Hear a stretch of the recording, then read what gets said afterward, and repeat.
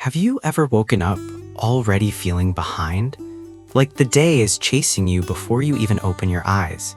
You grab your phone and get hit by a wave of notifications. You remember that assignment, that deadline, and bam, mentally exhausted before your feet even touch the floor. I was stuck in that cycle for years. I thought I just lacked discipline until I learned the science. Your first 30 minutes aren't a test.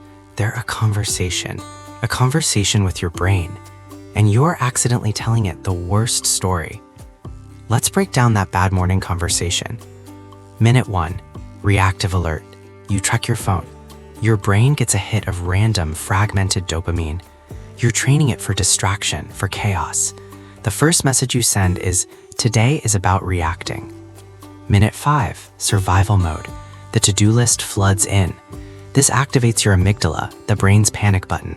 The message now? The day is a threat. Get ready. Cortisol, the stress chemical, kicks in. You get energy, but it's the jittery, burnt-out kind. The result? A brain in defense mode. It only cares about putting out fires. It looks for shortcuts, which we call procrastination. And you're exhausted by 2 p.m. Sound familiar? You're not lazy. You're just using the wrong keys to start your engine. But here's the good news. This conversation can be rewritten today. Not with more discipline, with a better sequence. 3 micro-rituals, less than 10 minutes total. Hack 1, presence. We are safe. The instant you're awake, do not touch your phone. Just sit up, put your feet on the floor, and take 3 deep breaths. Think, I am here. That's it. You're telling your nervous system no emergency. You lower cortisol before it can even spike. Hack 2, purpose. We have a mission. Now ask one question. What is one thing that would make today feel successful? Not 20 tasks, one. It could be finish that outline or stay called in my meeting. Write it down, put it where you'll see it. This is your brain's anchor for the day.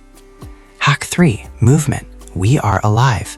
Your body's been still for hours. Don't jailbreak it to a chair. Gentle movement. Stretch your arms to the sky. Do 10 squats, walk to get water. You're not working out, you're sending a blood flow signal to your brain. Let's go.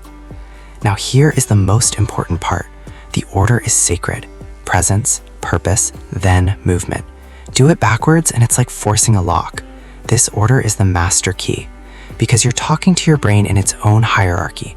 First, you calm the guard, the amygdala, with presence. Then you give a mission to the director, your prefrontal cortex, with purpose. Finally, you fuel the engine, your motor system, with movement. This creates a chemical cascade for you, not against you. Less stress cortisol, and more of the good dopamine, the kind from achievement. So here's your invitation. Don't just believe me, try the sequence, just once. Tonight, as you're going to bed, tell yourself, tomorrow morning, presence, purpose, movement.